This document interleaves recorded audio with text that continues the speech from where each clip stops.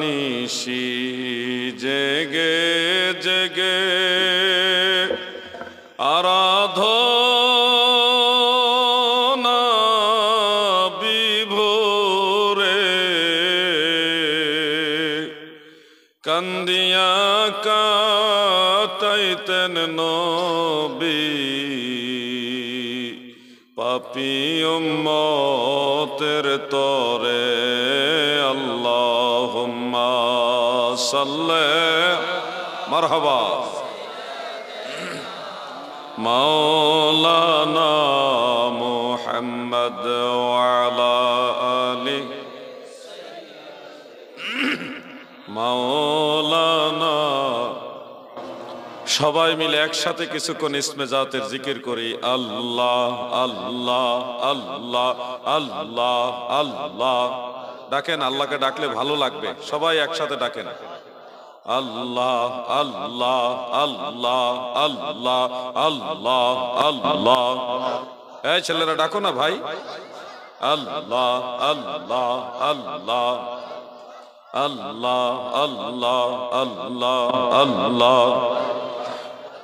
জিকির বন্ধ করবেন না, একতালে জিকির করবেন। আল্লাহ আল্লাহ রহমাতাল লিল আলামিন কানসেন নবী রাত্র দিন পাপী তাপী উম্মতের কারয়ন রে। আল্লাহ আল্লাহ মাশাআল্লাহ। রহমাতাল লিল আলামিন কানসেন নবী রাত্র দিন পাপী তাপী উম্মতের কারয়ন রে। আল্লাহ আল্লাহ আল্লাহ আল্লাহ। আমার উম্মত গুনাহগার কি জানে হয় শেষ বিচার। আমার উম্মত গুনাহগার কি জানে হয় শেষ বিচার। মাফ করিও আল্লাহ উম্মতের রহমাতাল লিল আলামিন কানসেন নবী রাত্র দিন পাপী তাপী উম্মতের কারয়ন রে। আল্লাহ আল্লাহ।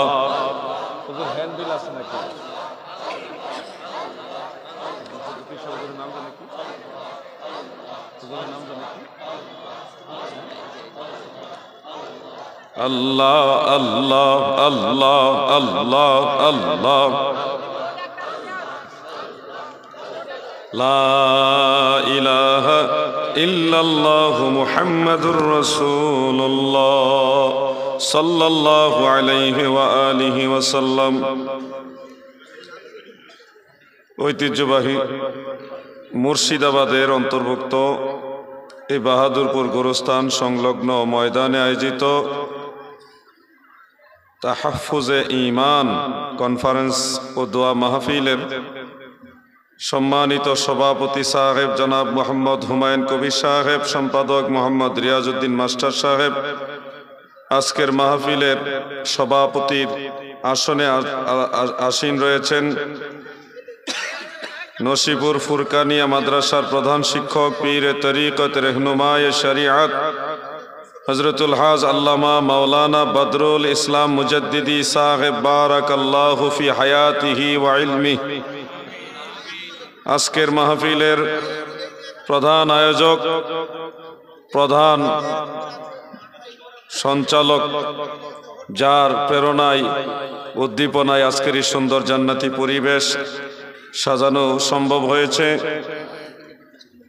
এই পশ্চিমবঙ্গ তথা ভারতবর্ষের বিখ্যাত আলেমে দ্বীন, ফকিহ মিল্লাত, উস্তাদুল উলামা ওয়াল ফুকাহা আল্লামা মুফতি জুবায়ের আহমদ সাহেব মাদ্দাজিল্লাহুল আলী, এছাড়াও সবার সঞ্চালকের দায়িত্ব যার উপর রয়েছেন হযরত মাওলানা মোহাম্মদ ইব্রাহিম শেখ সাহেব, উপস্থিত রয়েছেন মুফতি মাওলানা ইব্রাহিম শেখ সাহেব, মুফতি আবুল কালাম আজাদ কাদেরী সাহেব, মাওলানা রবিউল ইসলাম সাহেব, মাওলানা নিজামুদ্দিন রেজবি সাহেব, मौलाना अख्तरुल हसन साहेब, मौलाना गुलाम साबिर रेजवी साहेब, मौलाना मुदस्सिर हुसैन साहेब, मौलाना मुशर्रफ हुसैन साहेब, मौलाना सोनारुल इस्लाम, मौलाना जयनुल आबिदीन साहेब, मौलाना नासिरुल इस्लाम साहेब এবং मौलाना সিরাজুল ইসলাম রেজভী সাহেব, মৌলানা দবিরউদ্দিন নকশবন্দি সাহেব। এছাড়া উপস্থিত রয়েছেন এই পশ্চিমবঙ্গের বিখ্যাত আলেমে দ্বীন হযরতুল আল্লামা মুফতি আলী হোসেন সাহেব এবং আরো যিনি গোপীনাথপুর মাদ্রাসার সুযোগ্য সুদক্ষ সুখ্যাত প্রধান শিক্ষক, আরো অনেক মুফতি রেজাউল মুস্তফা সাহেব এবং আমাদের শ্রদ্ধাভাজন হাজী আনসার শেখ সাহেব সহ মুফতি মাওলানা আসাদুজ্জামান জেহাদি সাহেব, যিনি বাংলাদেশ থেকে এসেছেন, আলোচনা করেছেন। নাম না জানা সকল ওলামায়ে কেরামের প্রতি শ্রদ্ধা নিবেদন করছি। মাওলানা রুহুল আমিন সাহেব সহ দিগার সুশিক্ষিত সমাজ, আমার প্রাণপ্রিয় সুন্নি তরিকতপন্থী মুমিন মুসলমান ভাইয়েরা, পর্দানিশীন মা ও বোনেরা, সকলের প্রতি আমার আন্তরিক অভিনন্দন, মোবারকবাদ। আলোচনার শুরুতে আল্লাহ তাআলার শাহী দরবারে শুকরিয়া তান সবাই বলি আলহামদুলিল্লাহ। পরম দয়ালু মেহেরবান আল্লাহ তাআলার রহমতের দুয়ারে আরো শুকরিয়া আদায় করি যে দয়াল আল্লাহ আমাদের মতো নালায়েক, নাচিজ, অধম এই অযোগ্যদেরকে তিনার হাবিব নবী সরকারে দু জাহা সৈয়দুল মুরসালিন শাফিউল মুজনিবিন রাহমাতুল লিল আলামিন, আমাদের দয়াল নবী, যিনি নবীদেরও নবী, রাসূলদেরও নবী, ফেরেশতাদেরও নবী, আরশ কুরসি লৌহ কলমের নবী, কুল কায়নাতের নবী, আমার আল্লাহ তাআলা বলতেছে আমার নবী। সুবহানাল্লাহ।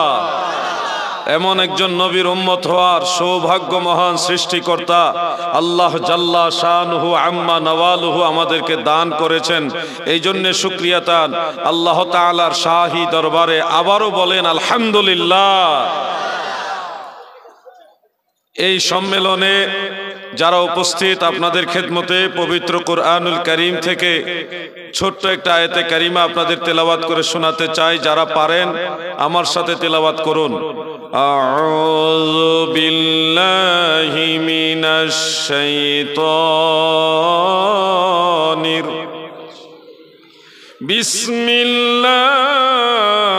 বিসমিল্লাহির রাহমানির রহিম। ইন্না আ'তাইনাকাল কাউসার ইলা আখির। অর্থাৎ আল্লাহ তাআলা বলেছেন ইন্না আ'তাইনাকাল কাউসার, হাবিব আমি আপনাকে কাউসার দান করেছি। কাউসার শব্দটা আল্লাহ তাআলা উল্লেখ করেছেন, তবে এর ব্যাখ্যাটা ব্যাপক। মুফাসসিরিনে কেরাম বিশেষ করে তাফসিরে তাবারি, তাফসিরে কুরতুবির মধ্যে উল্লেখ রয়েছে এই কাউসার মানে খাইরুল কাসীর, প্রচুর পরিমাণ কল্যাণ। এই কাউসারের অন্তর্ভুক্ত অনেক কিছু রয়েছে, প্রচুর পরিমাণ নেয়ামত অন্তর্ভুক্ত রয়েছে। কেন আল্লাহ তাআলা নবীজিকে কাউসার দান করলেন? এর শানে নুজুল যদি আসবাবুন নুজুলের কিতাব দেখেন তাহলে আপনারা পাবেন মক্কার মুশরিকেরা, কাফেররা আমার নবীজিকে একটা গালি দিয়েছিল। নবীজির ছেলে সন্তান জন্ম হয়ে তাহের, তৈয়ব, কাসেম, তিনারা জন্ম হয়ে ছোট অবস্থায়, নাবালেগ অবস্থায় ইন্তেকাল হয়ে যায়। সন্তান, ছেলে সন্তানরা কেউ বেঁচে থাকে না। যার কারণে মক্কার মুশরিকেরা বলল, মুহাম্মদ তোমার তো বংশধারা জারি থাকবে না, তুমি তো নির্বংশ হবে, তুমি লেজ কাটা হবে। নাউজুবিল্লাহ বলেন। আল্লাহর নবীকে গালি দিয়েছে মক্কার মুশরিকেরা, কাফেরেরা গালি দিয়েছে। কাফেররা নবীজির মনে একদিকে সন্তানেরা ছোটবেলায় নাবালেগ অবস্থায় ইন্তেকাল হয়ে যায়, এই দৃষ্টিকোণটা নবীজির মনে রয়েছে। আরেকদিকে কাফেররা গালি দিয়েছে। আমার আল্লাহ সাথে সাথে সূরা নাজিল করলেন, নবী গো আপনি মনক্ষুণ্ণ হবেন না গো নবী, আপনি কষ্ট পাবেন না। ইন্না আ'তাইনাকাল কাউসার, নিশ্চয় আমি আল্লাহ আপনাকে কাউসার দান করেছি। ফাসাল্লি লিরাব্বিকা ওয়ানহার, আপনি আপনার রবের জন্য নামাজ আদায় করুন এবং কুরবানি করুন। ইন্না শানিয়াকা হুয়াল আবতার, হাবিব আমার বন্ধু, যারা আপনাকে আবতার বলেছে, যারা আপনাকে নির্বংশ বলেছে, লেজ কাটা বলেছে, আমি আল্লাহ জানায় দিলাম তারা সবাই লেজ কাটা, তারাই নির্বংশ, আমার হাবিব নির্বংশ না। সুবহানাল্লাহ। নবীজিকে গালি দিলে আল্লাহ কষ্ট পায়। কেমন নবী? আল্লাহ নিজে যাকে ভালোবাসে। আল্লাহ রসুলকে গালি দিয়েছে, নবীজি গালি দেন নাই, কিন্তু আল্লাহ নবীজির গালি দেওয়ার কারণে পাল্টা তাদেরকে তাদের গালি ফেরত দিয়েছে। ইন্না শানিয়াকা হুয়াল আবতার, হাবিব যারা আপনাকে গালি দেয় তারাই নির্বংশ। তার মানে আল্লাহ নিজে নবীকে ভালোবাসে, ঠিক না ঠিক? রহমতের ভান্ডার নবী, তুমি নূরের খনি, প্রেম কইরাছেন তোমার সঙ্গে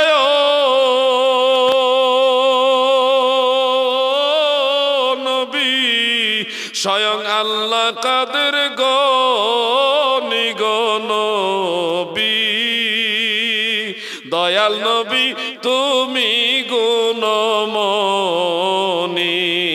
দয়াল নবী তুমি গুণ। আল্লাহ তাআলা নবীজিকে কাউসার দিলেন। কাউসারের একটা ব্যাখ্যা হলো আমার আল্লাহ নবীজিকে শাফাআতের অধিকার দিলেন।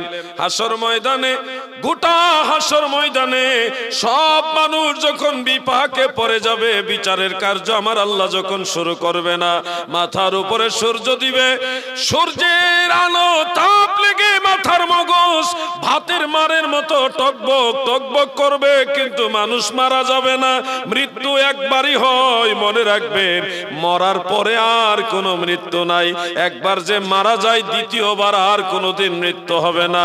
ওই দিন এত বড় ভয়ানক শাস্তির পরেও মানুষ কষ্ট পাবে। ঘামের মধ্যে কারো হাঁটু বরাবর, কারো কোমর বরাবর ঘাম হয়ে যাবে, কারো সিনা বরাবর, কারো নাকের ডগা বরাবর ঘাম হয়ে যাবে, মাথার উপরে সূর্য থাকবে। এই ভয়ানক পরিস্থিতিতে মানুষের মৃত্যু হবে না। এদিকে আমার আল্লাহ বিচার কার্য শুরু করবে না। যার যার কর্ম অনুযায়ী যার যার ফলাফল পাইতেই থাকবে, ওই অবস্থায় থাকবে। তখন মানুষ বেদিশা হয়ে দৌড়াবে আর বলবে, কোথায় গেলে, কার কাছে গেলে, কার কথায় আমার আল্লাহ বিচার কার্য শুরু করবে। দৌড়াইয়া সাইয়্যিদুনা আবুল বাশার হযরতে আদম আলাইহিস সালামের কাছে লোকেরা যাবে, যে বলবে, ইয়া আবাল বাশার ইশফি' লানা, হে মানব জাতির বাবা আদম নবী গো, আপনি তো আমাদের বাবা, আপনি আমাদের জন্য সুপারিশ করেন। কিন্তু আদম নবী জবাবে বলবেন, লাস্তুলাহা, এই দায়িত্ব আমার না, ইহার জন্য আমি নই। দৌড়াইয়া যাব নূহ নবীর কাছে, আমাদের জন্য শাফাআত করেন, সুপারিশ করেন। নবিউল্লাহ হযরতে নূহ আলাইহিস সালাম তিনিও বলবে, লাস্তুলাহা। ইব্রাহিম খলিলুল্লাহ, ইসমাঈল জাবিহুল্লাহ, মূসা কালিমুল্লাহ নবীদের দুয়ারে ঘুরতে ঘুরতে ঘুরতে ঘুরতে সমগ্র মানবতা যাবে হযরতে ঈসা রূহুল্লাহর কাছে। তিনার কাছে গিয়েও শাফাআত কামনা করবে, আমাদের জন্য সুপারিশ করেন। ঈসা নবীও একই জবাব দিয়ে বলবে, লাস্তুলাহা, ইহার জন্য আমি নই, এই দায়িত্ব আমার না রে। তবে আমি ঈসা নবী জানি এই দায়িত্ব আমার আল্লাহ কারে দিয়া রাখছে। তোমরা এই দিক ওই দিক ঘুরো না, দৌড়ায়ও না, সবাই মিলে এই হাসরের ময়দানে উম্মতের দরদি নবী, কান্ডারি নবী, দয়ার নবী, মায়ার নবী, রাহমাতুল লিল আলামিন নবীর কাছে যাও। আজকের দিনে সেই নবী ছাড়া তোমাদের শাফাআতের কেউ থাকবে না। আমার দয়াল নবী বিনে গো আপন বলতে কেহ নাই সংসারে, আমার দয়াল নবী বিনে গো আপন বলতে কেহ নাই সংসারে। দেখা দাও হে নূরের নবী, দেখা দেখতে চান কিনা? দেখব নয়ন ভরে, আপন বলতে কেহ নাই সংসারে। যখন সাইরা যাইবা এই মায়ার দুনিয়া, কবরেতে আপন বলতে কাউকে পাইবা না। আরে নূরের নবী দিবেন দেখা, আমার দয়াল নবী দিবেন দেখা, তরাইবেন হাসরে, আপন বলতে কেহ নাই সংসারে। আমার দয়াল নবী বিনে গো, আপন বলতে কেহ নাই সংসারে। নবীজির কাছে যাই আমরা যখন বলবো ইয়া রাসূলুল্লাহ ইয়া হাবিবাল্লাহ ইশফি লানা, নবী গো আমাদের জন্য শাফাআত করেন। কত নবীর কাছে গেছি, কেউ রাজি হয় না গো নবী, আপনার কাছে আসলাম, আমাদের জন্য শাফাআত করেন। আল্লাহর হাবিব জবাবে বলবে আনা লাহা, ইহার জন্য আমি, এই দায়িত্ব আমার। সুবহানাল্লাহ বলেন। ফাসাজাদা তাহতাল আরশ, আমার নবী আরশে আজিমের নিচে যাইয়া সেজদায় পড়ে যাবে। সেজদায় যাইয়া এমন এমন প্রশংসা আমার আল্লাহর করবে, এমন এমন গুণগান আমার নবী আমার আল্লাহর করবে গো, যেগুলি আমার নবী ছাড়া আর কেউ জানে না। এই গুণগান, এই প্রশংসা শোনার পরে আমার আল্লাহর কাহারিয়া শেষ হয়ে যাবে। আমার আল্লাহ তখন বলবে ইরফা রাসাকা হাবিবি মুহাম্মদ, বন্ধু আমার হাবিব, আপনার মাথা মুবারক তুলুন, ওয়াসাল এবং প্রার্থনা করুন। আপনি চান আজকের দিনে আপনি রাসূলুল্লাহ যা চাইবেন আমি আল্লাহ তাই কবুল করব। সুবহানাল্লাহ বলেন। ওয়ালাসাউফা ইউতিকা রাব্বুকা ফাতারদা, নবী গো অচিরে আপনার প্রভু আপনাকে এত পরিমাণে দান করবে, ফাতারদা, যে আপনি সন্তুষ্ট হয়ে যাবেন। আল্লাহ তাআলা বলবেন হাবিব, ও আমার বন্ধু, আপনি চান আপনার চাওয়া কবুল করা হবে, আপনার প্রার্থনা মঞ্জুর করা হবে, যতক্ষণ না আপনি সন্তুষ্ট না হয়ে যান, যতক্ষণ না আপনি খুশি না হইবেন, ততক্ষণ পর্যন্ত আপনার চাওয়া আমি আল্লাহ মঞ্জুর করব।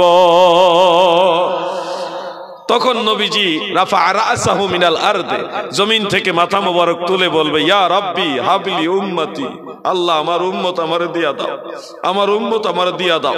আল্লাহ তাআলা বলবে হাবিব আপনার যাকে খুশি তাকে সুপারিশ করুন। তখন নবীজি সুপারিশ করতে থাকবেন, সুপারিশ করতে থাকবেন, শাফাআত করতে থাকবেন। গুনাহগার পাপী তাবিদেরকে শাফাআত করতে করতে করতে করতে গুনার কারণে যারা জাহান্নামে চলে গেছে সেই মানুষগুলোকে জাহান্নামের ভিতর থেকে তুলে তুলে আল্লাহর নবী জান্নাতে নিয়ে যাবে। সুবহানাল্লাহ বলেন। আমরা নবীজির শাফাআত চাই কিনা? সবাই বলেন চাই কিনা? তাহলে 5 ওয়াক্ত নামাজ আদায় করতে হবে। জোরে বলেন ইনশাআল্লাহ। মনের থেকে বলছেন নি? 5 ওয়াক্ত নামাজ আদায় করতে হবে। নামাজ ছাড়া কোনো তরিকা নাই, কোনো রাস্তা নাই। ময়দানে মাহশারে সবার আগে আল্লাহ নামাজের হিসাব নেবে। অতএব আমরা যদি নবীজিকে ভালোবাসি, নবীজির শাফাআত চাই, তাহলে আল্লাহ রসুলকে যেন শর্মিন্দা না হতে হয়, এজন্য নামাজ আদায় করব। নামাজ আদায় করবেন কিনা ইনশাআল্লাহ? আমার নবীজিকে কষ্ট দিয়েন না। সারাটা জীবনে তো নবীজিকে কষ্ট দিতেছেন। আজকের দিনে আমরা যতগুলি আমল নামা, আমাদের যতগুলি কাজ আমল করছি, প্রত্যেকটা আমল আল্লাহ তাআলার দরবারে নেওয়ার আগে নবীজির কাছে আল্লাহ পাঠাইতেছে। নবীজি বলেন সহিহ মুসলিমের হাদিস, উরিদাত আলাইয়া আমালু উম্মতি হাসানুহা ওয়া সাইয়্যুহা। কোন কোন হাদিস আছে তুরাদু আলাইয়া, আমার কাছে আমার উম্মতের আমল নামা পেশ করা হয়। আমি যখন দেখি উম্মতের আমল সুন্দর হয়েছে, হামিদুল্লাহ, আমি আমার আল্লাহর প্রশংসা করি।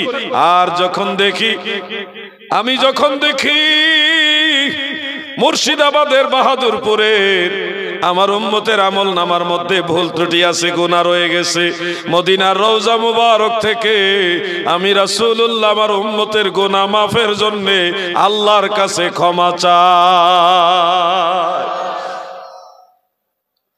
কত কষ্ট দিবেন নবীজিকে বলেন?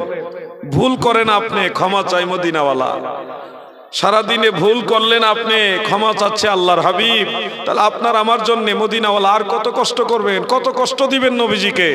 কিছুটা হইলেও নবীজির সম্মান, নবীর উম্মত হিসেবে নবীজির সম্মানটা বজায় রাখার, বা আপনাদের উম্মতে মুহাম্মাদি হিসেবে যে একটা সম্মান, এটা বজায় রাখার চেষ্টা করতে হবে ইনশাআল্লাহ। বলেন আমার দাদু ভাইরা গো, নামাজ ছাড়া যারা মারা যাবে তারা হাসরের ময়দানে লজ্জিত হবে, লাঞ্ছিত হবে, গোটা মানবতার সামনে তারা মানে শর্মিন্দা হবে।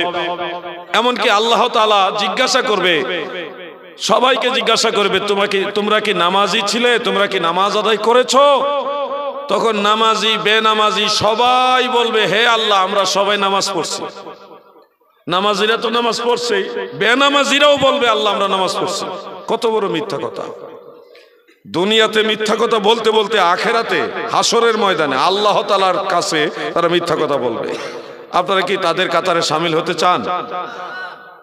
যারা আল্লাহর সাথে মিথ্যা কথা বলবে তাদের কাতারে শামিল হতে চান? আল্লাহ তাআলা বলবে, নামাজ আদায় করছো? নামাজিরা বলবে হ্যাঁ, বেনামাজিরা বলবে হ্যাঁ। তখন আল্লাহ তাআলা বলবে, তাহলে সবাই আমাকে সেজদা দাও। নামাজি যারা গো, তখন আল্লাহু আকবার বলে সেজদায় পতিত হবে। আর যারা বেনামাজি, মিথ্যাবাদী, নামাজ পড়ে নাই কিন্তু হাসরের ময়দানে মিথ্যা কথা বলছে, তাদের মেরুদণ্ডটা আমার আল্লাহ সোজা করে দিবে, সেজদা দিতে পারবে না, রুকু করতেও পারবে না, সোজা হয়ে থাকবে। আল্লাহ বলবে সেজদা দাও, তারা চেষ্টা করবে সেজদা দিতে কিন্তু পারবে না। মুসনাদ আহমদ সহ অনেকগুলি কিতাবে হাদিসটা উল্লেখ করেছে, এটা সহিহ হাদিস। আমার দয়াল নবী বলেন, সেজদা দিতে না পাইরা সোজা হইয়া দাঁড়াইয়া যখন সামনের দিকে ঝুঁকতে পারবে না, সোজা সোজি শরীরটা এইভাবে মাটির মধ্যে ফেলে দিবে, তারপরেও তারা রুকু সেজদা করতে পারবে না। এইভাবে নামাজি বেনামাজি পার্থক্য হয়ে যাবে। বলেন তো, হযরতে আদম থেকে কিয়ামত পর্যন্ত সবগুলো মানুষের সামনে আপনারা বেনামাজি হিসেবে চিহ্নিত হইতে চান কিনা?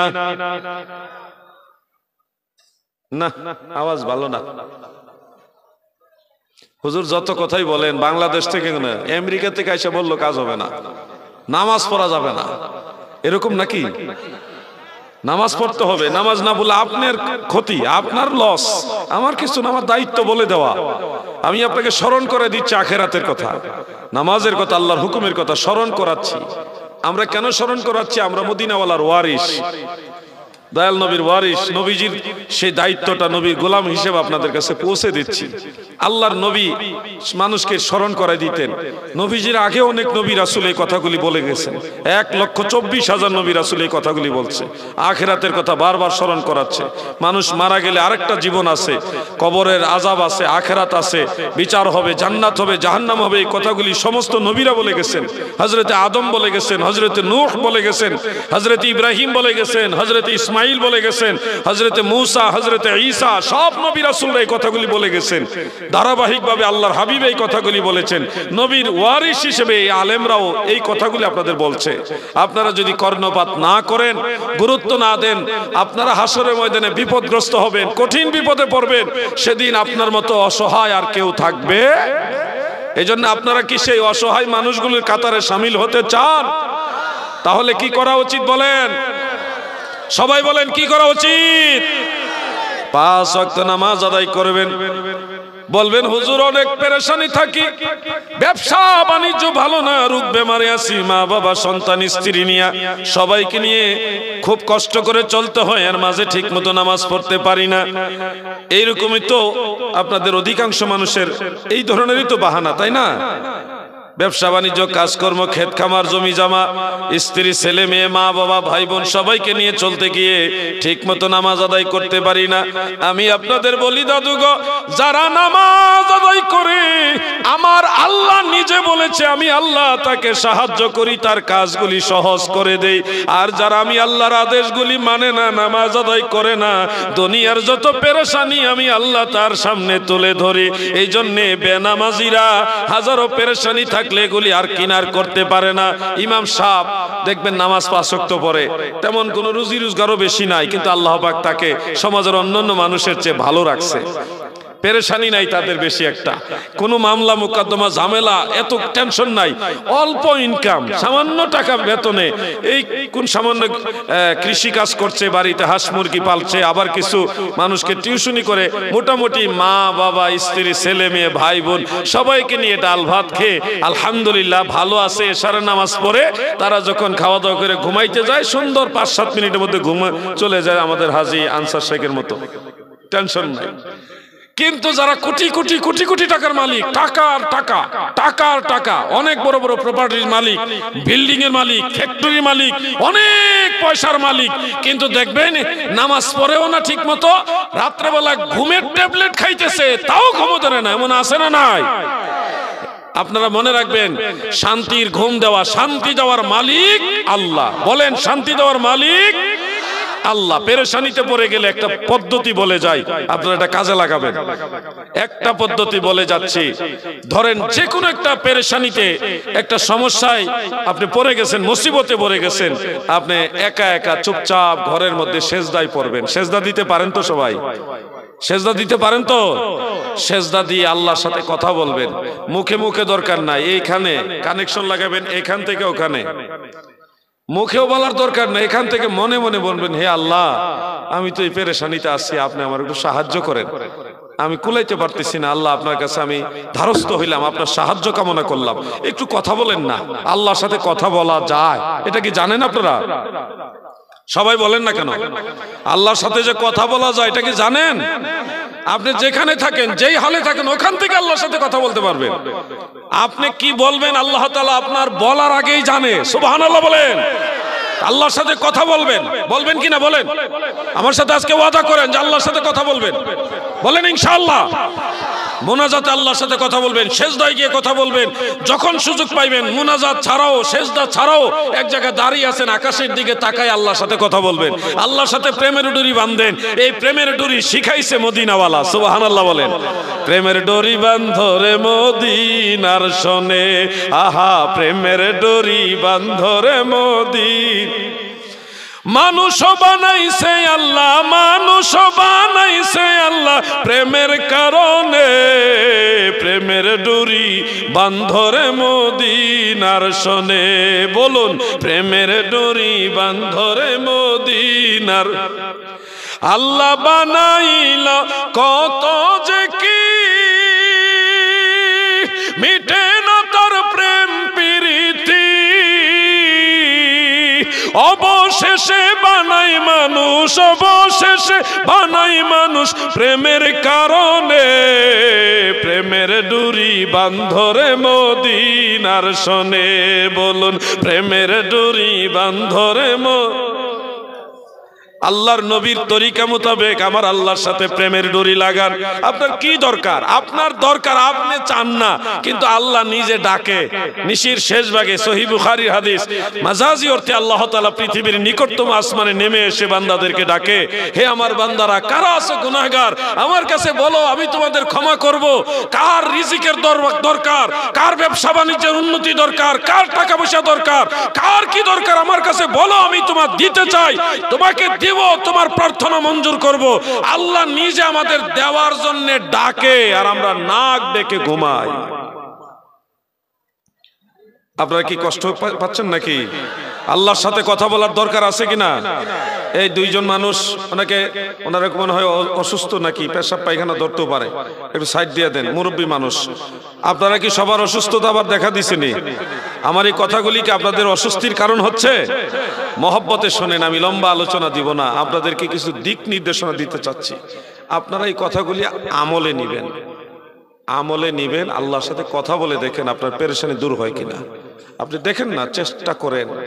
আল্লাহ তাআলাকে খোঁজার জন্য পাহাড়ে, পর্বতে, নদী নালায়, ওই জঙ্গলের ভিতরে যেতে হয় না। আপনি যেখান থেকে চাইবেন ওইখান থেকে আল্লাহ আপনার দোয়া মঞ্জুর করবে ইনশাআল্লাহ। বলেন, আপনারা আল্লাহর কাছে চাইবেন কিনা? আমার সাথে আবার বলেন, জোরে বলেন, চাইবেন কিনা? চাওয়ার ক্ষেত্রে আমরা ওসিলা ধরতে পারি। ওসিলা ধরা মুস্তাহাব পর্যায়ের সুন্নত, সুন্নতে মুআক্কাদা না হলেও এটা আম্বিয়া আলাইহিমুস সালামের সুন্নত, সাহাবাই কারামের সুন্নত।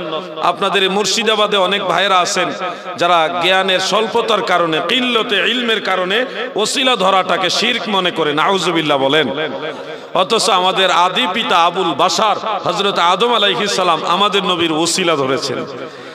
তিনি এই পৃথিবীতে যখন চলে আসলেন 350 বছরের মতো জমিনে কাঁদলেন। এটার অনেকগুলি রিওয়ায়াত দ্বারা প্রমাণিত রয়েছে।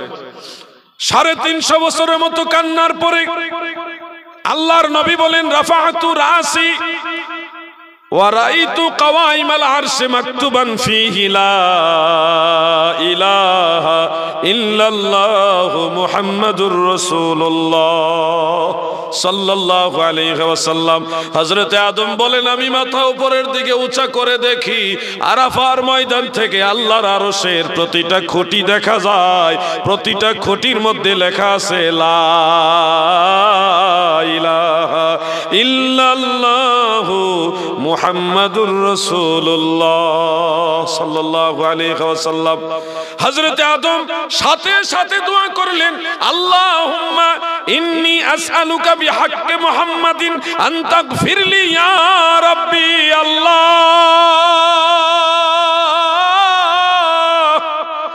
আপনার হক নবী মুহাম্মদ মুস্তাফার ওসিলায় আপনার কাছে প্রার্থনা করতেছি, মাওলা হে আমাকে যেন ক্ষমা করে দেন। সাথে সাথে আমার আল্লাহ আদম নবীকে ক্ষমা ঘোষণা করেন এবং বলেন, হে আদম, তুমি আমার হাবিবকে কিভাবে চিনলা? আদম নবী বলে, আল্লাহ, আপনি যখন আমাকে সৃষ্টি করেছিলেন, রূহ দিয়েছিলেন, তখনই দেখেছি আপনার নামের সাথেই নাম লেখা আছে। তখনই আমি ধরে নিয়েছি, বিশ্বাস করে নিয়েছি আপনার বন্ধু ছাড়া কেউ হবে না। আমার আল্লাহ বলেন, কাদ সাদাকতা ইয়া আদম, আদম তুমি সত্য বলেছো। ওয়ালাউলা মুহাম্মাদুন মা খালাকতুকা, আমার হাবিব মুহাম্মদ মুস্তাফাকে যদি না বানাইতাম, তুমি আদম নবীরেও বানাইতাম না। যার কারণে জগত সৃজন রে দেখো, চন্দ্র সূর্য তারা শূন্য ভরে, আসে অচল নিশ্চল ধরা ধরে, নবী পদবিনে ভাব সবে মিশে। যার কারণে জগত সৃজন রে দেখো, চন্দ্র সূর্য তারা শূন্য ভরে, আসে অচল নিশ্চল ধরা ধরে, নবী পদবিনে ভাব সবে মিশে। এই যে হাদিস শরীফটা আপনাদের শোনালাম, এটা মুস্তাদরাকে হাকিম আল মুস্তাদরাক আলা সাহিহাইনের মধ্যে এবং ইমাম বাইহাকির দালাইলুন নবুয়তের মধ্যে, ইমাম তাবারানির মুআজামুল আওসাতের মধ্যে হযরত উমর ফারুক থেকে মারফুভাবে বর্ণিত রয়েছে। অতএব হযরত আদম ওসিলা ধরেছেন, আমাদের নবীর ওসিলা। সুবহানাল্লাহ। আমাদের নবী তখনও দুনিয়াতে আসেনি, দুনিয়াতে শুভাগমন করেননি। সেই সময় হযরত আদম আমার নবীর উসিলা ধরে। নবীজি দুনিয়াতে আসার আগেও আগের মানুষেরা নবীজিকে মানতো, এটা আপনারা জানা আছে নিশ্চয়ই। আমি মাঝে মধ্যে একটা ঘটনা বলি। মুসনাদু আহমদের মধ্যে একটা রিওয়ায়াত আছে, আল্লাহর হাবিব বর্ণনা করেছেন, হযরত আবু হুরায়রা তিনি বর্ণনা করেন, রাসূল পাক সাল্লাল্লাহু আলাইহি ওয়াসাল্লাম বলেন, তোমরা বাদশা তিব্বে হামিরিকে গালি দিও না, ফাইন্নাহু কাদ কানা আসলামা, নিশ্চয়ই সে তোমাদের পূর্বে ইসলাম গ্রহণ করেছে। সুবহানাল্লাহ বলেন। বাদশা তিব্বে হামিরি একজন বাদশা ছিল, ইয়ামান দেশে ওনার বাড়ি। আল বেদায়া ওয়ান নিহায়া সহ কয়েকটা কিতাবের মধ্যে পেয়েছি। উনি ছিলেন একজন প্রভাবশালী বাদশা। তিনি ইয়ামান দেশ থেকে জানতে পারলেন সারা পৃথিবীর মুসলমানেরা মক্কা নগরীতে কাবা ঘর তাওয়াফ করার জন্য, মানে হজ করার জন্য যায়। এটার প্রতি উনি একটু ঈর্ষান্বিত হলেন, হয়ে বললেন, এই কাবা ঘর ভেঙ্গে ফেলতে হবে, যেন মানুষ মক্কা নগরীতে না গিয়ে আমাদের ইয়ামান শহরে, ইয়ামানে আসে। এই সিদ্ধান্ত নিয়ে উনি যখন প্রস্তুতি নিচ্ছেন কাবা ঘর ভেঙে ফেলবেন, তখনই তিনি অলৌকিকভাবে এমন অসুস্থ হয়ে গেলেন যে মৃত্যু শয্যায় শায়িত, উনি বিছানা থেকে আর উঠতেই পারে না।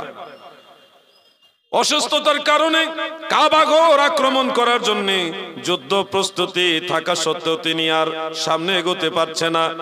ভালো ভালো কয়েকজন আলেম, এটা আমার নবীজি দুনিয়াতে শুভাগমন করার 800 বছর আগের ঘটনা। কয়শো বছর? 800 বছর, 800 বছর আগের ঘটনা এটা। যুদ্ধ প্রস্তুতি আছে, কিন্তু বাদশাহ অসুস্থ, যার কারণে উনি আর পদক্ষেপ নিতে পারছে না। ভালো ভালো কিছু আলেম, তাওরাত কিতাবের আলেম, তারা বলল, হে বাদশাহ মহোদয়, একটা জিনিস অনুমান করলাম, আপনি কাবা ঘর ভেঙ্গে ফেলার যখন সিদ্ধান্ত নিয়েছেন, এরপরের থেকে অসুস্থ হয়ে গেছেন। আপনি মনে হয় এই সিদ্ধান্ত থেকে পিছু হটা উচিত। বাদশাহ চিন্তা করলো, আসলেই তো এই ঘর ভেঙে ফেলার নিয়ত করছি, করার পরে আমি অসুস্থ হয়ে গেলাম, আসলে মনে হয় এটা হইতে পারে। তোমরা একটা কাজ করো, অভিযান বন্ধ করো, যুদ্ধ বন্ধ করো, যুদ্ধ প্রস্তুতি বন্ধ করো। কাবা ঘর ভাঙ্গা এখন প্রয়োজন নেই, পরবর্তীতে পদক্ষেপ নিব। এই সিদ্ধান্ত যখন আবার ঘোরানোর পরে অলৌকিক ভাবে আল্লাহ পাকের দয়ায় উনি সুস্থ হয়ে গেলেন। আলহামদুলিল্লাহ বলে।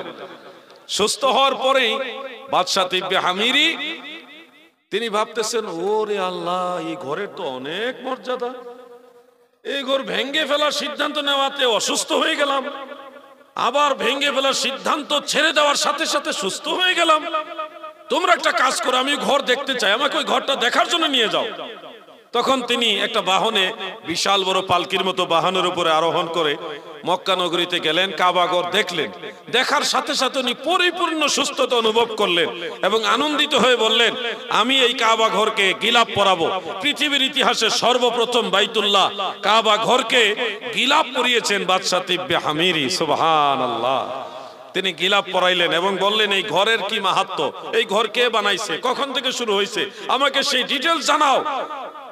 বড় বড় আলেম যারা ছিল তারা বলল, বাদশাহ মহোদয়, এই ঘর পৃথিবীতে সর্বপ্রথম ঘর, এটাই সর্বপ্রথম ঘর, এর আগে কোনো ঘর ছিল না। এটা বানিয়েছে মানব জাতির পিতা হযরতে আদম, এরপরে ইব্রাহিম নবী। এগুলি সংস্কার করতে করতে এই পর্যন্ত আসছে। হে বাদশাহ মহোদয়, এই ঘর এখানে শেষ হবে না, আখিরি পয়গম্বর আসবে, তিনি এই নগরীতে জন্মগ্রহণ করবে, এই কাবা ঘরে হজ করবেন। সেই আখিরি পয়গম্বরের নাম হলো আহমদ মুজতবা মুহাম্মদ মুস্তাফা সাল্লাল্লাহু আলাইহি ওয়াসাল্লাম।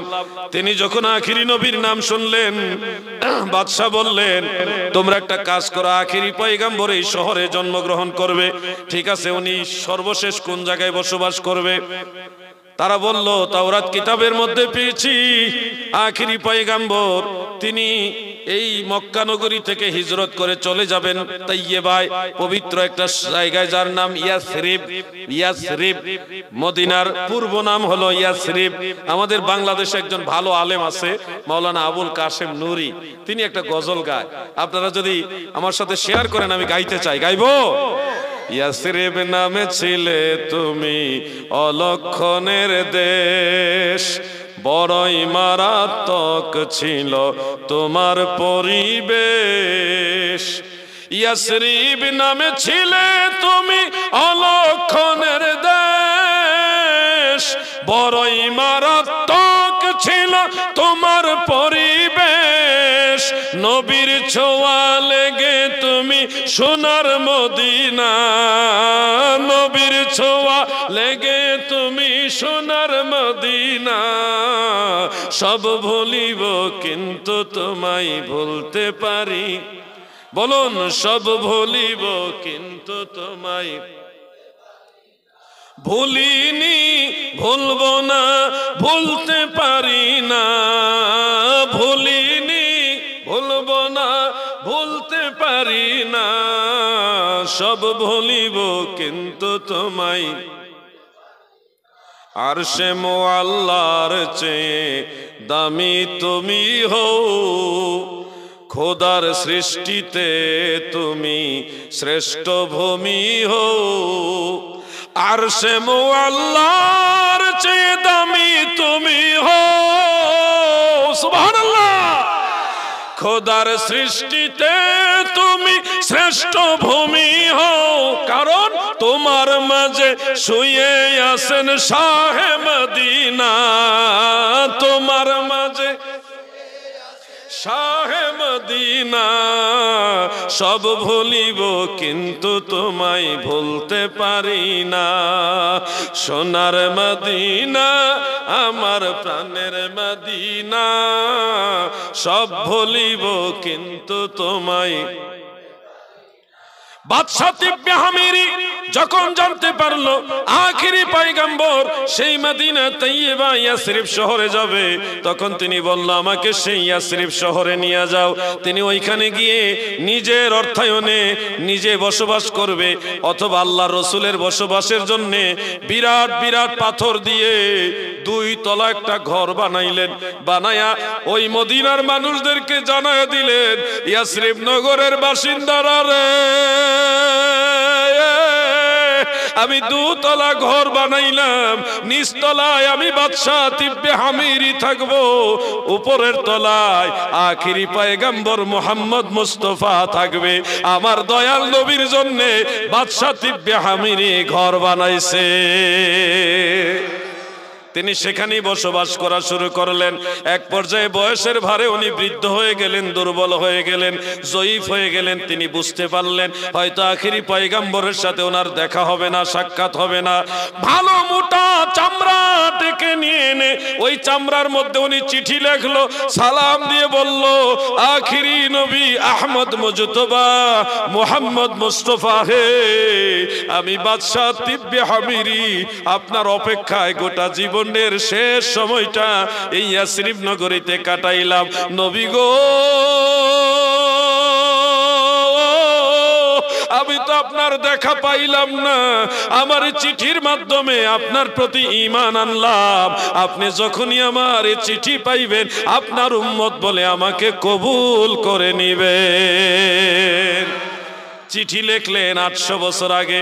সেই চিঠি বংশ পরম্পরায় মদিনা মুনাওয়ারায় আসতে আসতে আসতে আসতে হযরতে আবু আইয়ুব আনসারী রাদিয়াল্লাহু তাআলা আনহুর কাছে আসলো।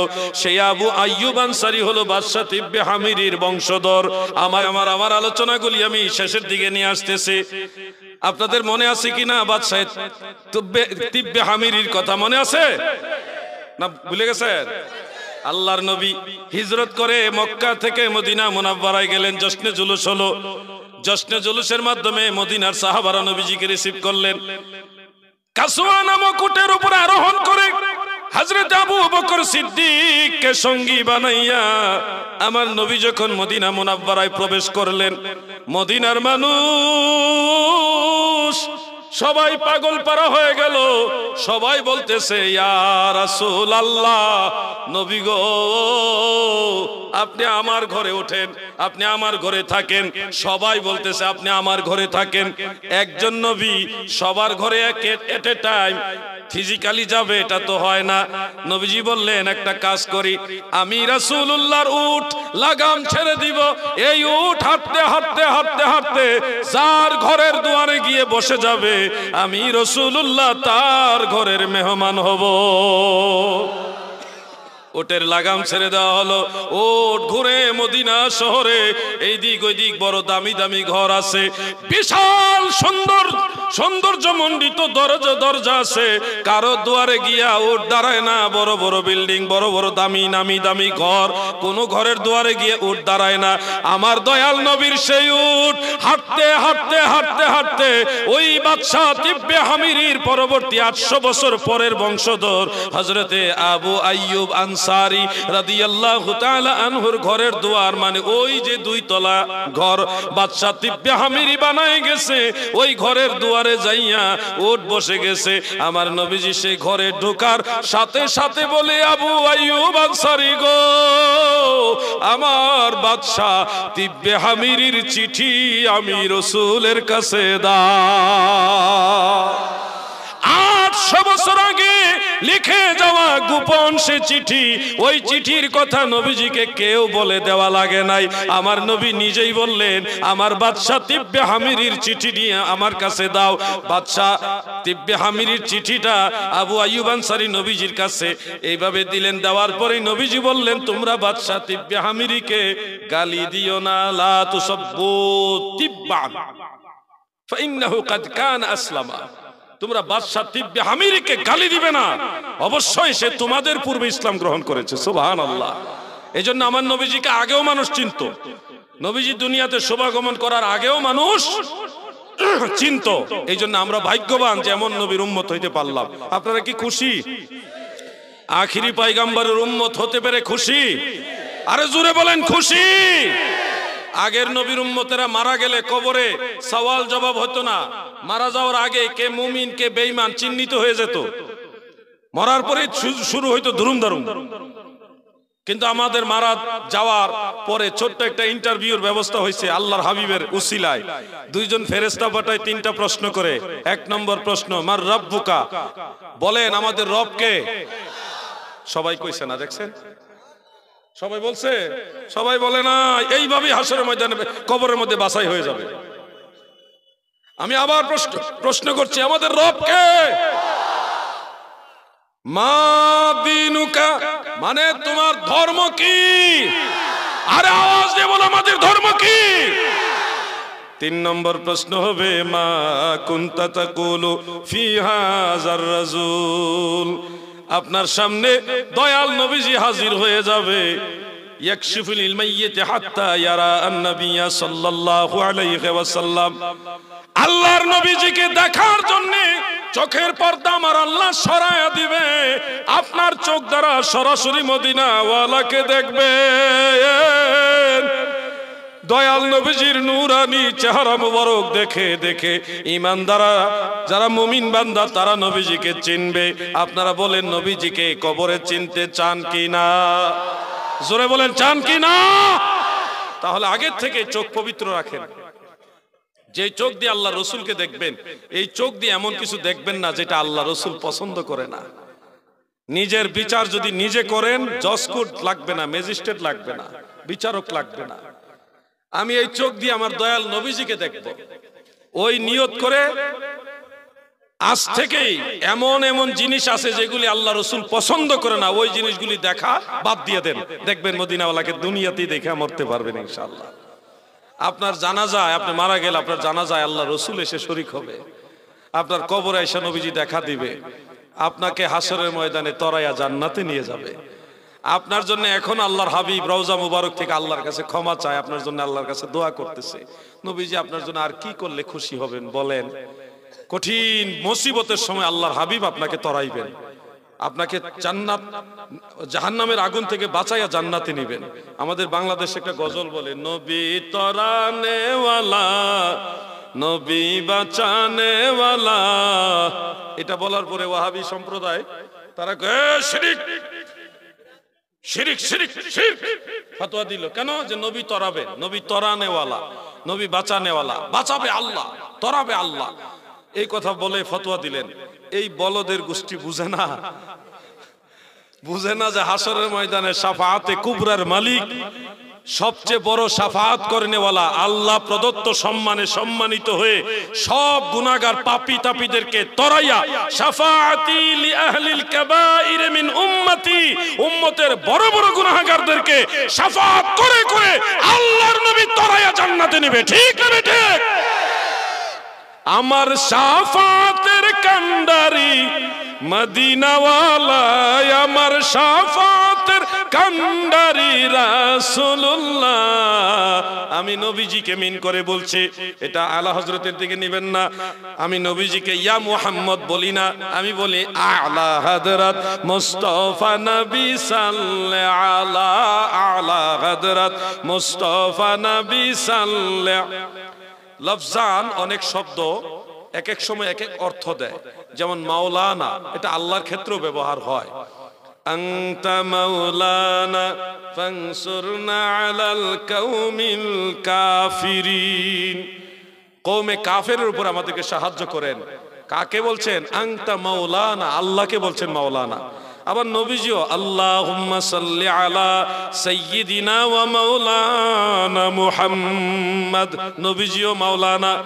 আবার শেরে খোদা হযরত আলী ও মাওলানা, হযরত যায়েদ রাদিয়াল্লাহু আনহু তিনিও মাওলানা। ওয়াজ করবেন আল্লামা মাওলানা মুফতি জুবায়ের আহমদ সাহেব, তিনিও মাওলানা। বলেন তো সব আলেমদের ক্ষেত্রে মাওলানা। এই যে মাওলানা শব্দটা আল্লাহর ক্ষেত্র হয়, নবীজির ক্ষেত্র হয়, সাহাবীদের ক্ষেত্র হয়, আলেমদের ক্ষেত্র হয়। এই যে শব্দটা এত জায়গায় ব্যবহার হয়েছে, সব জায়গায় কিন্তু এক অর্থে না। আল্লাহর বেলায় এক অর্থ, নবীর বেলায় আরেক অর্থ, আলেমদের বেলায় আরেক অর্থ। এটা যেমন একই শব্দ কিন্তু অর্থগতভাবে জায়গায় জায়গায় বেশ কম আছে। আল্লাহ তাআলা মুমিন, নবীজির একটা সিফতি নাম হলো মুমিন, আমিও মুমিন, বেশ কম আছে না নাই? ঠিক তেমনি ভাবে আলা হযরত বললে এটা আলা হযরত আহমদ রেজা খান ফাজিল বেরলভীকে বোঝায়। কিন্তু আমি যদি খাস করে নবীজিকে ইয়া মুহাম্মদ বলে সম্বোধন না করে নবীজিকে তাজিমান বলি আলা হযরত, সেটাও এখানে এক বুঝাবে না, মর্যাদা বেশ কম বুঝাবে। যারা বুঝেন না তারা হয়তো একেবারে তালে গুলে মিক্স করে ফেলবেন, কিন্তু আমরা এক বুঝাইবার জন্য বলি না। আল্লাহর অনেক নাম আছে যেই নামটা নবীজির জন্য আল্লাহ নিজে রেখেছেন। আল্লাহ রাউফুর রাহিম, আবার নবীজিকে আল্লাহ বলছে রাউফুর রাহিম। আল্লাহ ওয়ালিয়ুন, নবীজির একটা নাম আছে ওয়ালিয়ুন, আবার আমরা আল্লাহর ওলিদেরকেও বলি ওয়ালিয়ুন। তাহলে একই শব্দ, স্থান ভেদে অর্থ বেশ কম হবে। মনে রাখবেন আলা হযরত এটা আল্লাহর নবীর ক্ষেত্রে ব্যবহার করলে বা ইমাম আহমদ রেজা খান ফাজিল বেরলভীর সাথে যদি আলা হযরত ব্যবহার করি, শব্দ একটা হলো, মর্যাদাগতভাবে স্থানে স্থানে বেশ কম আছে। আমি এটা বুঝাবার জন্য বলছি। আর কেন ইয়া মুহাম্মদ বলি না? লা তাজআলুদ দুআর রাসূলি বাইনাকুম কাদুআই বা'দিকুম বা'দা। দুনিয়ার মুমিন মুসলমানের গো,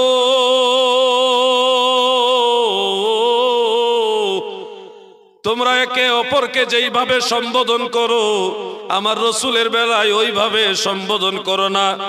মুফাসসিরিনে কেরাম বলেছেন লা তাদউ বিইসমি ফাতাকুলা ইয়া মুহাম্মদ ওয়ালা বিকুনিয়াতি ফাতাকুলা ইয়া আবাল কাসিম বাল ইয়াদউ বিতাযীম ওয়াত তাকরীম ওয়াত তাওকীর ইয়া রাসূলুল্লাহ ইয়া নবিয়াল্লাহ ইয়া হাবিবাল্লাহ ইয়া ইমামাল হারামাইন ইয়া রাহমাতাল লিল আলামিন।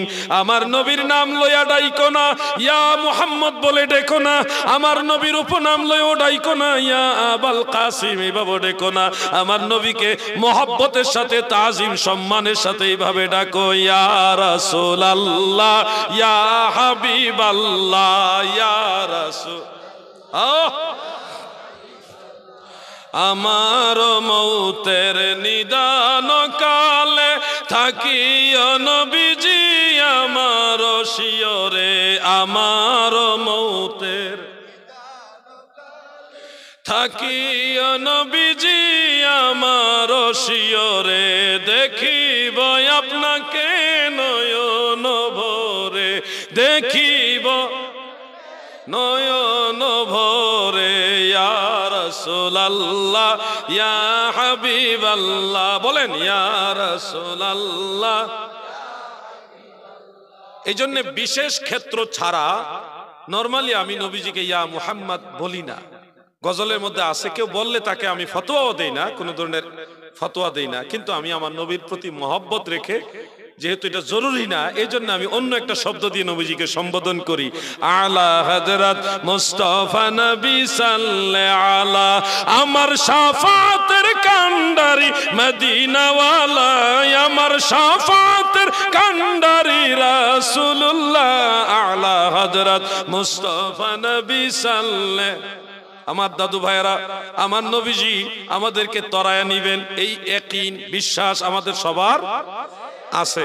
এই জন্যে আমি আপনাদের যে কথাগুলি বলছি, দাদু আলোচনা বেশি লাগবে না, কম শুনেন কিন্তু আমল করেন বেশি করে। আমল বেশি করেন, 5 ওয়াক্ত নামাজের কথা বললাম, আর চোখের ব্যাপারে একটা কথা বললাম, এমন কিছু দেখবেন না যেটা দেখলে আল্লাহর নবী বেজার হয়। আর আমি যেহেতু এই চোখ দিয়ে মদিনাওয়ালাকে দেখার নিয়ত করেছি, অতএব আমার এই চোখ আল্লাহর নবীকে দেখার জন্য আজ থেকে পবিত্র করে নিব ইনশাআল্লাহ। বলেন, জোরে বলেন ইনশাআল্লাহ। সুন্নি জামাতের সাথে লেগে থাকবেন, সুন্নিয়ত হক দল, আহলে সুন্নাত ওয়াল জামাত, মদিনাওয়ালার দল, সমস্ত ওলিয়া উলিয়াদের দল। খেয়াল করেন, এই মুর্শিদাবাদে অনেক লোক আছে যারা আহলে সুন্নাত ওয়াল জামাত করে না, অন্য দল করে, যেমন আহলে হাদিস করে। আমি তাদেরকে কটাক্ষ না করে বুঝানোর উদ্দেশ্যে বলছি, আপনি যদি ইমাম বুখারীর দিকে নজর করেন, আকীদাগতভাবে ইমাম বুখারী আহলে সুন্নাত ওয়াল জামাত, ইমাম মুসলিম, আবু দাউদ, তিরমিজি, ইবনে মাজাহ, নাসাই, সব আইম্মাই কেরাম আকীদাগতভাবে আহলে সুন্নাত ওয়াল জামাত। কিন্তু আপনি আকীদাগতভাবে আহলে হাদিস। তাহলে তো আপনি ইমামরা যেই পথে ছিল আপনি সেই পথে নাই, আমরা তো সেই পথে আছি। কি বলেন, আহলে সুন্নাত ওয়াল জামাতে আছি কিনা? আপনি হুজুর গাউসে পাক আব্দুল কাদের জিলানী রাহমাতুল্লাহ আলাইহি, উনাকে যদি দেখেন, উনিও আকীদাগত আহলে সুন্নাত ওয়াল জামাত। খাজা গরিব নওয়াজ সুলতানুল হিন্দ মাইনুদ্দিন চিশতি আজমিরি সঞ্জারি রাহমাতুল্লাহ আলাইহি আকীদাগতভাবে আহলে সুন্নাত ওয়াল জামাত। মুজাদ্দিদ আল ফিসানি আল ফারুকি, খাজা বাহাউদ্দিন নকশবন্দ আল বুখারী, সমস্ত আল্লাহর ওলিরা আহলে সুন্নাত ওয়াল জামাত। তাহলে আমরা যে নতুন না, আমরা যে পুরাতন, সেই 1450 বছর থেকে শুরু করে অদ্যবধি সমস্ত মুহাদ্দিসিন, মুফাসসিরিন, ফুকাহা, ফুজালা, খুলাফা, সুলাফা, আইম্মা, আউলিয়ায়ে কেরাম সবাই আহলে সুন্নাত ওয়াল জামাত। আমরাও সেই আহলে সুন্নাত ওয়াল জামাত। আমরা বাংলাদেশে একটা গজল বলি, কালকেও বলছিলাম, আজকেও শোনাই। তাদের পথে তাদের মতে কবুল করুন আল্লাহ, কবুল করুন আল্লাহ। ওলি আল্লাহর বাংলাদেশ, এই শহীদ গাজীর বাংলাদেশ। আপনারা ভারতের মানুষ, আপনারা বাংলাদেশে কথা শুনলে আবার রাগ হবেন নাকি? আমরা বলি আর কি এরকম, শাহজালালের বাংলাদেশ, ওই শাহপরানের বাংলাদেশ। তাদের পথে তাদের মতে কবুল করুন আল্লাহ, কবুল করুন। যে ছেলেটা বলছে মাযহাব লাগবে না, সরাসরি সহিহ হাদিস মানবো, সেই ছেলেকে বলবেন, ভাই তুমি সহিহ হাদিস মানবে, সহিহ হাদিসগুলো যারা বর্ণনা করছে তারা তো মাযহাব মানছে। কথাটা বুঝতেছেন না আপনারা? তুমি সহিহ হাদিস মানবে, মাযহাব মানবে না, তো সহিহ হাদিস যারা যারা লিখে গেছে, বর্ণনা করে গেছে, তারা তো মাযহাব মানছে, তো তুমি তো তাদের দলেই নাই। আপনারা কি ডাইরেক্ট আল্লাহ রসুলের কাছ থেকে হাদিস পাইছেন? ইমামদের মাধ্যমে, বর্ণনাকারীদের মাধ্যমেই তো আমরা হাদিস পাইছি। তো এখন যাদের মাধ্যমে হাদিস পাইলাম তারা বেঠিক, হ্যাঁ তারা বেঠিক, আর উনি হইল 1400 বছর পরে ঠিক। কথা কি বুঝতে পারছেন আপনারা? আপনি যদি বলেন হ্যাঁ আমি বুখারী শরীফ মানবো, তো বুখারী শরীফে যত হাদিস শরীফ আছে, এই হাদিস শরীফে যত রাবি আছে, বেশিরভাগ রাবি হলো মাযহাবী। এখন বুখারী শরীফ মানি কিন্তু মাযহাব মানি না, তাহলে কি বুখারী শরীফ আসলে মানা হইলো? এগুলি হলো বিচার মানি তাল গাছ আমার, বিচার মানি তাল গাছ আমার। উম্মতের মাঝে কত দল হয়ে গেছে কল্পনা করা যায়। কিছু লোক বাইর হইছে, এরা বলে আমরা জয়ীফ হাদিস মানি না, আমরা সহিহ হাদিস মানি। তার মানে তারা হাদিসের মধ্যে একটা অংশ বাদ দিল, জয়ীফ হাদিস। অথচ পূর্বের সমস্ত মুহাদ্দিসিনে কেরাম ইজমা করেছেন, ঐকমত্য পোষণ করেছেন, আদ-দাঈফু ইউমালু বিহি ফিল ফাদাইল বিল ইত্তেফাক, সর্বসম্মতিক্রমে ফাজাইলের ক্ষেত্রে দাঈফ সনদের হাদিস গ্রহণযোগ্য। তো তারা প্রথমে একটা অংশ বাদ দিল, শুধু সহিহ হাদিস মানবে, জয়ীফ হাদিস বাদ। এরপর আরেক দল বাইর হইছে, আরেক দল, তারা বলতেছে আমরা হাদিসই মানি না, আমরা আহলে কুরআন, আমরা শুধু কুরআন মানি। তাহলে দেখেন ভেজালগুলি কোথায়। একদল আইছে হাদিস মানে কিন্তু জয়ীফ হাদিস মানে না, শুধু সহিহ হাদিস আছে। আরেক দল বলতেছে পুরা হাদিস শরীফই মানে না, কয়টা 300-400 বছর পরে আসছে, এটা মানা যাবে না। এবার আপনি খেয়াল করেন, এদিকে তাকান, আরে কথা বললে তো ওইদিকে মানুষ তাকায় ফেলে, এদিকে তাকা। আপনারা কষ্ট হইতেছে বেশি নাকি? এদিকে তাকান, সবাই এদিকে খেয়াল করেন। এটা হলো আমরা যেমন আমরা চেষ্টা করতেছি মানুষকে দিন বুঝাইবার জন্য, শয়তানও চেষ্টা করতেছে কিভাবে এখান থেকে দুই অন্যদিকে ঘোরানো যায়। শয়তান কি অবসর আছে মনে করেন? শয়তানের ডিউটি, সে পাগল পারা হয়ে গেছে। আরে এত মানুষ বৈশা হ্যাঁ ইসলামের কথা শুনে ফেলতেছে, আরে আমার ডিউটি শেষ রে। শয়তানের তো জ্বালা যন্ত্রণা, এজন্য ডাইনে ভাবে যেখানেই দেখবেন একটু লড়াছড়া, মনে করবেন ওই জায়গাটাতেই শয়তানটা আছে। কথা কি বুঝতেছেন আপনারা? একটু জিকির করেন, শয়তান ভাগক। লা ইলাহা মারহাবা, লা ইলাহা